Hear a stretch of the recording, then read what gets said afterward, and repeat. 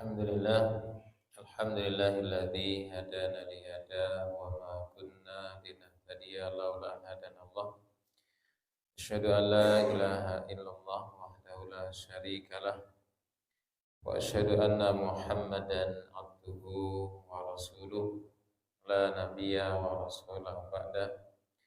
Allahumma salli wa sallim ala nabiyyina Muhammadin sallallahu alaihi wasallam. Yaqulu tabaraka wa ta'ala fi kitabihil karim. A'udzu billahi minasyaitonir rajim. Bismillahirrahmanirrahim. Ya ayyuhalladzina amanu taqullaha haqqa tuqatih wa la tamutunna illa wa antum muslimun. Wa qala ya ayyuhan nasu taqu rabbakumul ladzi khalaqakum min nafsin wahidah wa khalaqa minha zawjaha wa batha minhuma rijalan katsiran wa nisaa wattaqullaha alladzi tasaaluna bihi wal arham innallaha kana 'alaikum raqiba. Wa qala ya ayyuhalladzina amanu taqullaha wa qulu qawlan sadida yuslih lakum a'malakum wa yaghfir lakum dzunubakum wa may yuti'illah wa rasulahu faqad faza fawzan 'azima. Wa qala Rasulullah sallallahu alaihi wasallam, ittaqillaha tsumma kunta wa atbi sayyatal hasanata tamhuha wa khaliqin nasa bi khuluqin hasanin. Ma'asyiral muslimin jamaah Masjid Baitul Ulum yang insyaallah kita bermohon agar kita bagian dari hamba-hamba Allah Subhanahu wa taala yang senantiasa diberkahi, dirahmati dan juga diampuni dosa-dosanya oleh Allah Subhanahu wa taala. Bersyukur atas segala karunia nikmat yang terus Allah Subhanahu wa taala titipkan kepada kita sekalian. Maka mari kita untuk menintrospeksi nikmat-nikmat tersebut. Sudahkah mampu menjadikan kita untuk membawa diri kita semakin taat, semakin dekat kepada Allah Subhanahu wa taala.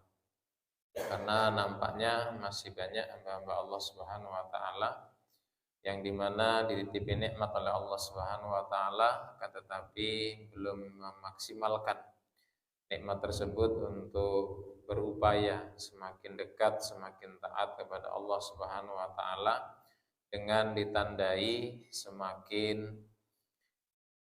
kualitas dan kuantitas ibadahnya kepada Allah Subhanahu wa taala terus berproses untuk semakin baik dan kemudian untuk semakin bisa meninggalkan apa yang Allah Subhanahu wa taala larang, jauhi dari kehidupan seorang hamba. Jadi ini harus kita introspeksi.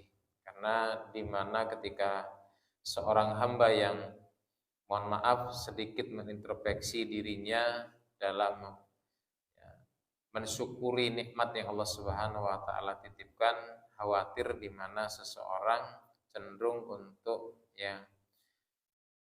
berlemah-lemah diri atau seseorang cenderung kurang ada mujahadah, kurang ada kesungguhan, kurang ada nasat.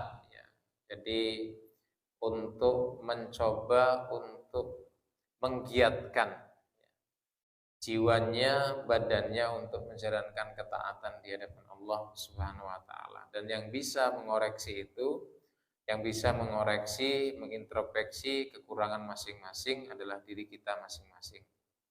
Oleh sebab itu, mari nikmat yang Allah Subhanahu wa taala titipkan sementara kepada kita, maka mari kita untuk mengintrospeksi, sudahkah kita mampu untuk meningkatkannya dalam hal ketaatan, dalam hal kedekatan, ketundukan kepada Allah Subhanahu wa taala dengan semakin mujahadah berprosesnya kita untuk terus mentaati Allah Subhanahu wa taala. Shalawat dan salam senantiasa tercurah kepada qudwah hasanah kita Nabiullah Muhammad sallallahu alaihi wasallam. Semoga kita bagian dari umat beliau yang terus diistiqomahkan dalam terus mempelajari, juga terus berproses untuk mengamalkan dan juga berproses untuk terus mendakwahkan sunnah-sunnah beliau Mudah-mudahan kita dimudahkan, dengan sebab itu kita termasuk bagian dari umat beliau yang nantinya mendapatkan syafaat beliau di yaumul qiyamah. Amin amin ya rabbal alamin. Sebagai untuk tambahan muqaddimah, di mana Rasulullah SAW bersabda, hadis dari Abu Hurairah radhiyallahu anhu, man tatahhara fi baitihi tsumma masya ila baiti min buyutillah. Jadi tidaklah seseorang yang kemudian, ini ada keutamaan tersendiri, siapa yang kemudian berwudu di rumahnya, kemudian berangkat ke bait min buyutillah, ke rumah-rumah Allah Subhanahu wa taala, dia fariidhah. Jadi untuk melaksanakan kewajiban. Di sini para pensarah menjelaskan bukan hanya kewajiban sholat 5 waktu saja, tetapi diantaranya adalah min faraid, dari kewajiban-kewajiban yang Allah Subhanahu wa taala wajibkan. Diantaranya adalah talabul ilm, menuntut ilmu. Kanat khutwatahu ihdahuma takhuttu khati'ah wal ukhra tarfa'u darajah. Jadi di mana Rasulullah sallallahu alaihi wasallam menyampaikan bahwa keutamaannya ketika seseorang yang kemudian niat dari rumah dalam keadaan yang suci, dalam punya wudu, maka kemudian ketika ia kemudian berangkat ke Baitullah, ke rumah Allah yaitu masjid, mushola, maka langkah kaki yang pertama akan kemudian mampu untuk menghapuskan dosa-dosa. Jadi alhamdulillah kita ini ya, lengkap Pak. Kita sudah niat untuk thalabul ilmi, juga kita niat ya sholat maghrib secara berjamaah, Masya Allah. Ya, jadi ini harus menjadi keyakinan yang penuh.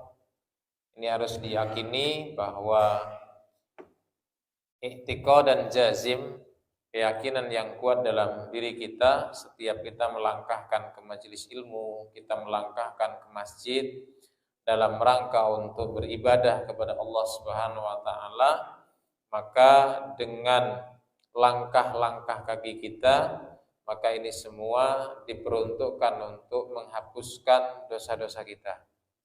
Ini harus diyakini. Sehingga dengan keyakinan itu maka kemudian akan melawan rasa malas. Karena rasa malas ini harus dilawan. Karena kalau tidak dilawan, ya mohon maaf, kita tidak akan ya, mendapatkan peluang dihapusnya dosa-dosa kita. Maka harus dilawan. Maka begitu pula ketika menjelaskan tentang bahwa ada syaitan yang ketika seseorang hendak sholat, jadi kalau sudah iqomah, maka ada setan khusus yang kemudian apa? Mencoba akan mengingatkan, ingat ini. Maka apa? Agar supaya kita tidak ingat yang lain, maka harus dilawan. Bagaimana melawannya? Melawannya adalah ya, agar kita sibuk dengan zikir kepada Allah Subhanahu wa taala. Maka kita tidak boleh kemudian ya, agar kita menjadi bagian dari hamba-hamba Allah Subhanahu wa taala yang mendapatkan keutamaan untuk ya, dengan langkah kaki menuju masjid agar dihapuskan dosa-dosa kita, maka rasa malas ini harus kita lawan. Kita lawan dengan apa? Dengan keyakinan, sehingga apa? Kalau kemudian kita tidak datangi majelis ilmu, kalau kita tidak sholat berjamaah, maka alangkah ruginya. Nah itu harus menjadi i'tiqad dan jaziman ya, menjadi keyakinan yang kuat di dalam akidah, dalam keimanan kita. Itu harus diyakini. Karena kalau tidak diyakini, tidak diimani, tidak dipercayai, mohon maaf, berapa banyak kemudian hamba-hamba Allah Subhanahu wa taala yang kemudian apa?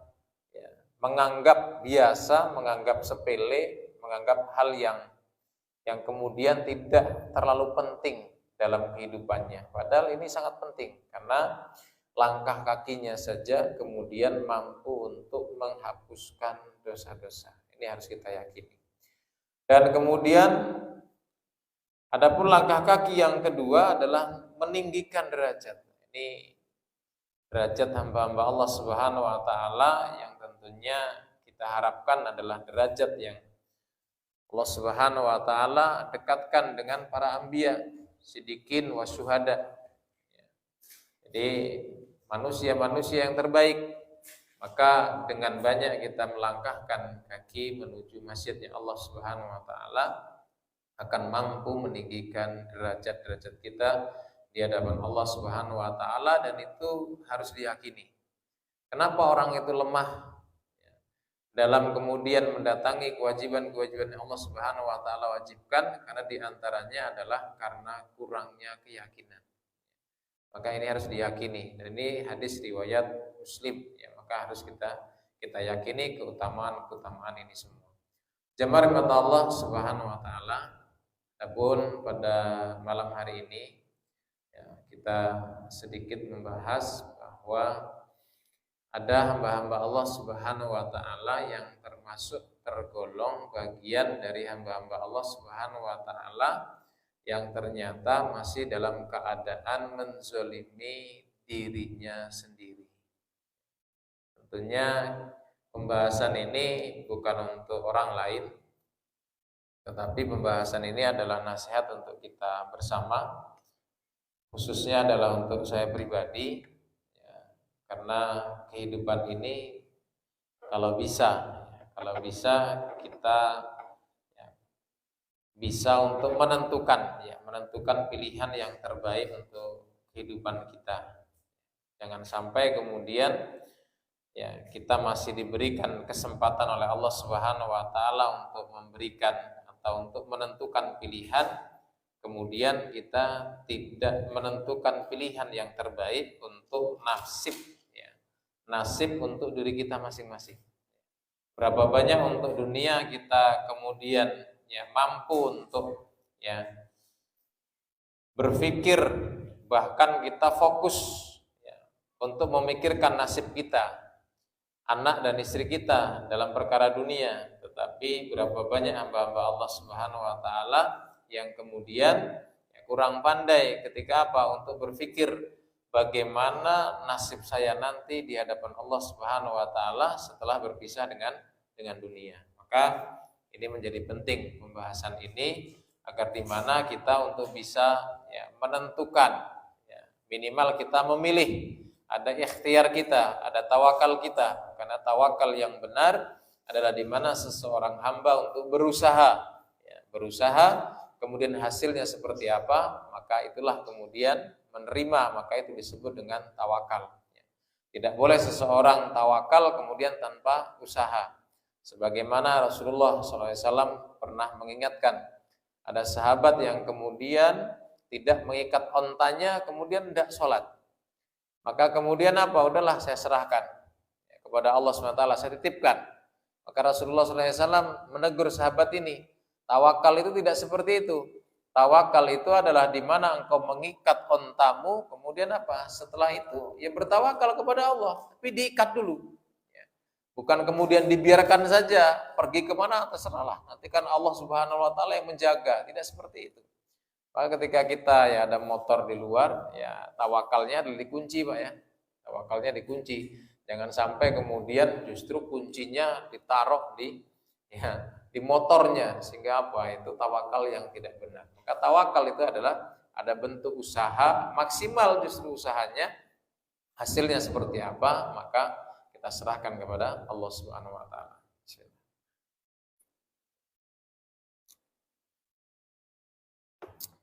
Jamaah rahmat Allah Subhanahu wa taala. Allah Subhanahu wa taala berfirman di dalam surat Al-Anbiya ayat yang ke 97, a'udzubillahi minasyaitonir rajim, innal ladzina tawaffahumul malaikatu dzalimi anfusihim. Sesungguhnya ada orang-orang yang diwafatkan oleh para malaikat dalam keadaan menganiaya dirinya sendiri, dalam keadaan mendolimi dirinya sendiri. Maka qalu fima kuntum. Jadi para malaikat itu bertanya kepada yang mati dalam keadaan menzalimi dirinya sendiri. Maka ditanya, qalu fima kuntum? Qalu kunna mustad'ifina fil ardh. Jadi orang-orang yang menzalimi dirinya sendiri itu mengatakan, maka bagaimana keadaan kalian itu? Kenapa keadaan kalian itu seperti ini? Kenapa? Mereka menjawab, kami adalah orang-orang yang lemah fil ardi. Jadi ketika hidup itu termasuk orang yang lemah. Tapi lemahnya itu bukan sungguhan, Pak. Lemahnya karena malas. Jadi jamaah Allah SWT. Jadi coba kita introspeksi, Pak. Kita melihat diri kita, Pak. Jadi contoh nih, Pak. Contoh. Kita ini kan sering kadang-kadang menganggap diri kita lemah. Diri kita lemah. Belum kita coba. Belum mencoba, kemudian apa? Kita sudah beralasan, saya lemah, saya tidak mampu. Sebagai contoh, ini sebagai contoh ya. Sebagai contoh, kadang-kadang di antara kita sering menganggap diri kita adalah orang yang kemudian lemah, tidak mampu dalam perkara apa? Perkara untuk menghafal, baca Al-Quran. Itu sering kita menganggap diri kita lemah, padahal kita belum mencurahkan kesungguhan kita. Sehingga apa? Kita sudah, mohon maaf, kita sudah pesimis. Ini tidak boleh, Pak, tidak boleh. Bahkan sering kita dapati Pak ya, orang-orang yang sudah tua itu sudah merasa lemah. Sehingga apa? Kalau tadinya masa mudanya kemudian terlewatkan, kemudian belum bisa baca Al-Quran, itu ketika kita ajak kemudian belajar membaca Iqra atau metode-metode yang lainnya, itu mereka sudah nyerah dulu. Saya sudah lemah. Kenapa? Memang ya benar, Pak.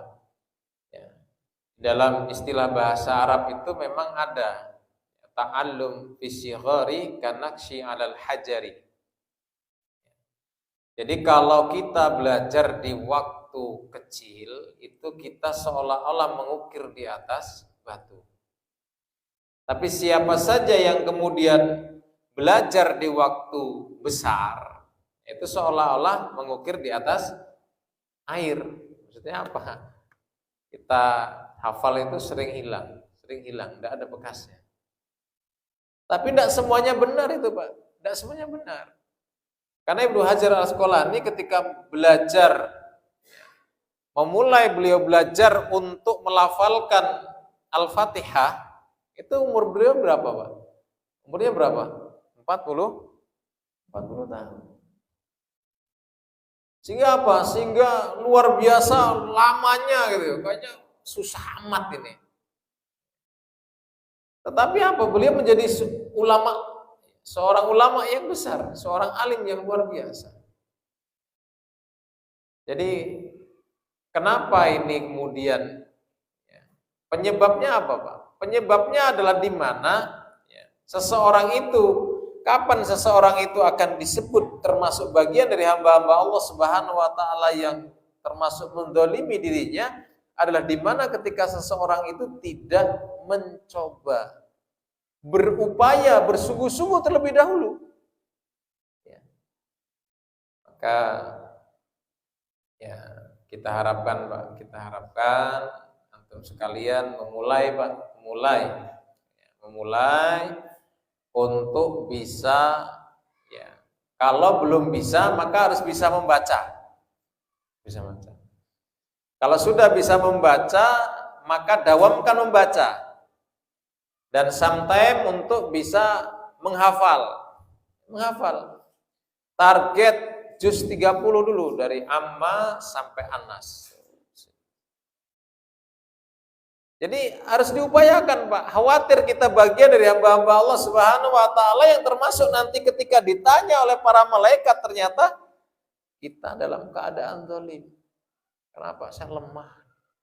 Dan enggak mencoba lah kok lemah. Jadi dicoba dulu, Pak. Dicoba. Jadi ya, saya termasuk bagian dari ya yang luar biasa, sangat bukan luar biasa sayanya, bukan. Saya tuh sangat senang ya, ketika ada orang tua yang kemudian apa? Yang tadinya belum bisa membaca Al-Qur'an, kemudian apa? Bisa membaca Al-Qur'an melalui motivasi dan melalui ya belajarnya melalui saya. Bisa senang betul. Kenapa? Karena Masya Allah orang-orang tua itu kalau sudah kemudian bisa baca Al-Quran, Masya Allah, insya Allah bisa dawam, Pak, bisa dawam. Pada maghrib dia akan baca terus. Ketika di waktu-waktu luang dia akan membaca terus. Bahkan kemudian kita masih motivasi untuk memaknai ya, artinya dia pahami, Masya Allah, luar biasa. Jadi satu orang yang kemudian, ini Masya Allah itu adalah pahala jariah yang luar biasa. Jadi jamaah rahmat Allah Subhanahu wa taala, jangan sampai kita bagian dari hamba-hamba Allah Subhanahu wa taala yang kemudian apa? Ada hamba-hamba Allah, innalladzina yatawaffahumul malaikah, yang diwafatkan, yang dimatikan oleh para malaikat dalam keadaan zalim. Di antaranya ketika fima kuntum, keadaan seperti apa sehingga kalian ini termasuk orang-orang yang mendolimi diri kalian sendiri? Ternyata qalu kunna mustad'ifina fil ardi. Orang-orang yang merasa lemah yang belum mencoba. Lemah belum mencoba. Jadi yang terpenting itu bukan targetnya, Pak. Yang terpenting adalah di mana usaha kita. Usaha kita, Pak. Saya pernah punya murid itu umurnya sudah mendekati 50 tahun. Dan qadarullah ujiannya luar biasa. Kenapa? Karena beliau ini termasuk tidak bisa atau belum bisa membaca bahasa Indonesia. Latin itu tidak bisa, Pak. Sehingga Masya Allah lama sekali dengan Iqra itu, Masya Allah. Apalagi ditambah beliau memang sudah tua, sehingga apa? Hari ini kita ucapkan apa, besok itu akhirnya apa? Saya menunjuk itu tidak pindah-pindah.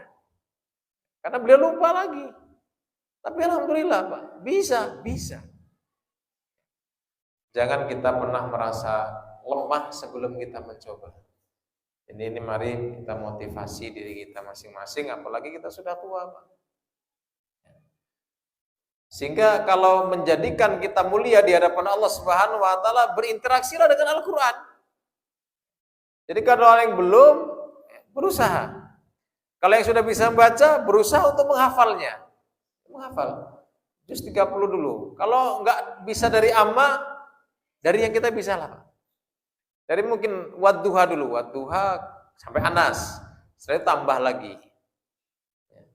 Al-lail, asyams terus itu. Berusaha dulu, Pak, berusaha. Jangan kita merasa lemah sebelum kita berusaha. Sebelum kita mencoba. Bisa, Pak, bismillah bisa. Jadi bisa. Jadi khawatir nanti kita, waktu kita nanti ketika dihisab di hadapan Allah Subhanahu wa taala ternyata tidak disibukkan dalam hal-hal yang baik. Dan Ibnu Qayyim al-Jauziyah sudah menyampaikan manusia itu kalau tidak dalam keadaan baik, khawatir diperdaya oleh setan dalam keadaan yang buruk. Alhamdulillah.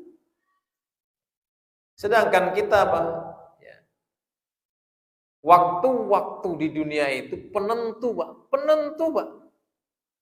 Penentu keadaan kita, penentu nasib kita nanti di hadapan Allah Subhanahu wa taala. Jadi jangan banyak waktu yang kita buang. Kalau memang kita kemudian sudah sokbun, kita mencoba ternyata memang berat. Untuk menghafal sukar. Ya sibukkan dengan membaca kita artikan, membaca kita artikan, membaca kita artikan. Isi waktu-waktu itu.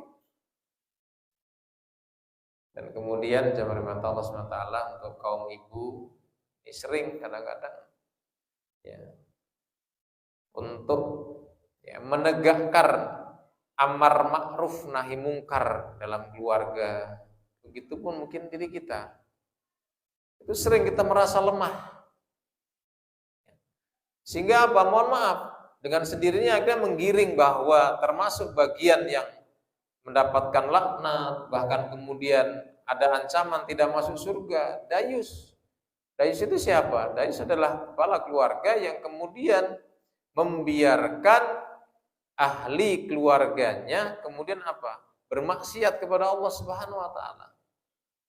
Nah, maka seorang ayah, seorang suami hendaknya kemudian menyampaikan nasihat ketika seorang istri hendak keluar rumah, tutuplah aurat.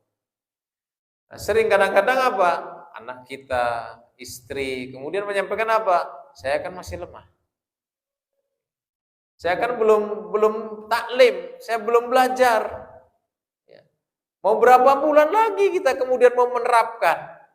Kita merasa lemah, terus kapan? Ya. Jangan, kenapa? Ini kita termasuk bagian dari hamba-hamba Allah Subhanahu wa taala yang kemudian apa? Lemah. Untuk apa? Untuk menegakkan syariat Allah Subhanahu wa taala. Menerapkan tuntunan syariat Allah Subhanahu wa taala.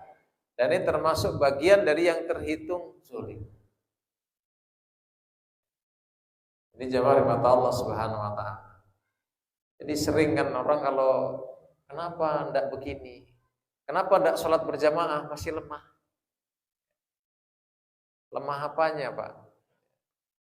Kita ini belum mencoba, Pak. Nanti kalau sholat begini, enggak, Pak. Enggak. Jadi jangan sampai kemudian kita termasuk bagian dari hamba-hamba Allah Subhanahu wa taala yang kemudian mohon maaf diwafatkan oleh para malaikat kemudian ditanya, kenapa keadaan kalian kok termasuk yang zalim? Karena apa? Termasuk yang lemah. Lemah dalam apa? Lemah dalam menegakkan, mengamalkan, mengerjakan syariat Allah Subhanahu wa taala. Dengan apa? Dengan kemudian kita tidak berupaya terlebih dahulu. Upayakan dulu, Pak. Jadi jangan sampai kemudian kita tidak ada upaya, kemudian kita merasa lemah. Kita nggak ada upaya untuk memperbaiki keimanan kita dengan taklim, sehingga kita beralasan lemah. Dulu ada sahabat yang menyampaikan kepada Abu Hurairah, saya tidak mau belajar ilmu karena khawatir saya akan menyia-nyiakan ilmu. Jadi tidak mau belajar ilmu karena khawatir mau menyia-nyiakan ilmu. Karena sahabat ini paham, ilmu itu menuntut amal. Maka khawatir kalau sudah berilmu tapi tidak beramal, sehingga apa? Takut menyia-nyiakan ilmu. Maka kemudian Abu Hurairah mengatakan, justru dengan engkau tidak mau belajar ilmu, yaitulah hakikat yang sesungguhnya seseorang yang menyia-nyiakan ilmu, yang tidak mau mempelajari ilmu. Jadi kalau kemudian kita, ya mohon maaf, khawatir Pak, coba kita introspeksi Pak. Kita ndak sholat berjamaah gitu ya. Itu karena apa? Kalau memang karena syar'i, tidak apa-apa. Tapi kalau tidak karena syar'i, ya jangan. Syar'i itu apa? Bola bahu naum. Ternyata apa?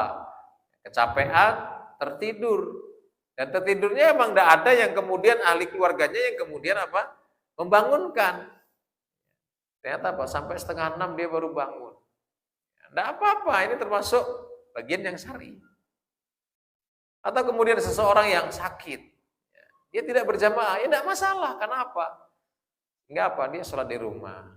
Yang kemudian ghalabahun naum, yang tertidur sampai tidak mendengar seruan azan, bahkan keluarga juga ya semuanya tidak ada yang bangun, maka ini sholatlah di rumahnya masing-masing. Tapi yang kemudian tanpa ada udzur syar'i, coba kita koreksi, Pak. Lemahnya kita ini karena apa? Lemahnya kita mengatakan lemah ini karena apa? Saya masih lemah, ilmunya belum sampai. Sampai kapan ilmu itu akan kemudian sampai ketika kita tidak mengamalkan, kemudian kita mengatakan ilmu saya masih lemah, sedikit, sehingga apa? Tidak mengamalkan. Jadi jamaah rahmat Allah Subhanahu wa taala. Dan kemudian tentang harta. Harta ini juga menjadi penyebab. Berapa banyak kita ditipu harta oleh Allah Subhanahu wa taala, kemudian kita masih merasa lemah. Oh, saya belum mampu yang itu. Itu mah hanya orang-orang kaya saja yang bisa itu. Saya belum mampu. Sampai kapan, Pak? Jadi jamaah rahmat Allah Subhanahu wa taala, mari kita untuk mengintrospeksi diri kita masing-masing. Jangan sampai ya, banyak waktu yang kemudian kita menganggap lemah ya, potensi diri kita, sehingga kita akhirnya dengan merasa lemah itu menghalangi, bahkan naudzubillah kalau sampai menutup. Menutup apa? Menutup peluang untuk belajar lebih baik, itu tidak ada. Jangan sampai, karena kalau kita kemudian, oh saya tidak bisa itu, oh saya tidak bisa. Berusahalah, Pak, berusaha. Berusaha, karena ketika kita, ya mohon maaf lah, kita ini kan tidak langsung, Pak, tidak fajatan, tidak tiba-tiba, tidak spontan kita. Kita kemudian paham, tidak berproses, Pak, kita. Semuanya berproses. Semuanya berproses, diri kita menjadi baik, lebih berproses. Tapi apa? Berproses lebih baik itu karena apa? Karena seseorang itu mencoba. Mencoba kemudian apa? Akhirnya, oh saya bisa. Mencoba, oh saya bisa. Maka dalam istilah bahasa Arab itu dijelaskan, jarrib walahit takun khafilan. Cobalah terus. Karena pasti kalau dengan mencoba itu pasti kalian bisa. Wala takun ghafilan, dan janganlah termasuk kalian adalah orang-orang yang lalai. Kenapa? Tidak mau mencoba. Di jamaah rahmat Allah Subhanahu wa taala, jangan sampai kemudian ya mohon maaf ada perintah-perintah yang kemudian kita merasa lemah, dan kemudian ada larangan-larangan yang kemudian kita masih merasa lemah. Kita coba, Pak. Kita coba. Bismillah, bisa, Pak. Bisa. Kayak ibu-ibu ketika menasihatkan kepada anaknya, nak, kalau keluar rumah tutuplah aurat. Walaupun tidak terlalu besar lah jilbabnya, tutuplah aurat.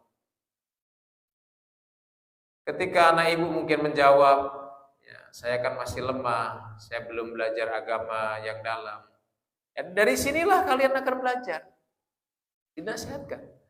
Begitupun ketika istri bapak yang kemudian hendak keluar rumah, maka kenakanlah sesuatu yang menutupi auratnya. Jangan sampai kemudian para orang tua termasuk bagian yang digolongkan dayus, yang karena membiarkan ahli keluarganya bermaksiat kepada Allah Subhanahu wa taala. Ketika kita sudah menasihati maksimal, berusaha, berupaya terus, kok ternyata kemudian mereka tetap tidak mentaati Allah Subhanahu wa taala, maka kita ada hujah, ada jawaban yang kemudian akan menyelamatkan seseorang hamba di hadapan Allah Subhanahu wa taala. Itulah yang terpenting. Maka jamaah rahmat Allah Subhanahu wa taala, maka mari kita untuk melihat nasib kita di hadapan Allah Subhanahu wa taala. Jangan sampai kita bagian dari hamba-hamba Allah Subhanahu wa taala yang suatu hari nanti ya, ketika para malaikat kemudian hendak mencabut nyawa, kemudian ditanya ternyata kita bagian dari orang-orang yang berlaku zalim. Naudzubillah min dzalik. Oke, bagaimana caranya? Mari kita introspeksi diri kita masing-masing. Jangan sampai kemudian kita merasa lemah sebelum kita mencoba. Jangan merasa lemah. Kenapa tidak sholat malam? Saya sudah tua. Saya termasuk orang yang tidak. Coba Pak, coba. Waktunya Masya Allah panjang, betul Pak. Panjang. Tidak ada yang melarang Bapak tidur dari mulai jam 8:30. Sudah silahkan. Bangun jam 4:15 menit. Jam 4:15 menit sudah bangun. Gunakanlah ya, tidak usah terlalu banyak ketika kita belajar, mencoba itu tidak usah terlalu banyak. Tidak usah pasang target 11 rakaat. Tapi jamaah mata Allah Subhanahu wa taala, kalau kemudian 3 rakaat tidak mampu, nah lemah betulan kita. Apa yang menjadikan lemah itu, Pak? Karena kita tidak pernah mencoba. Jadi mari.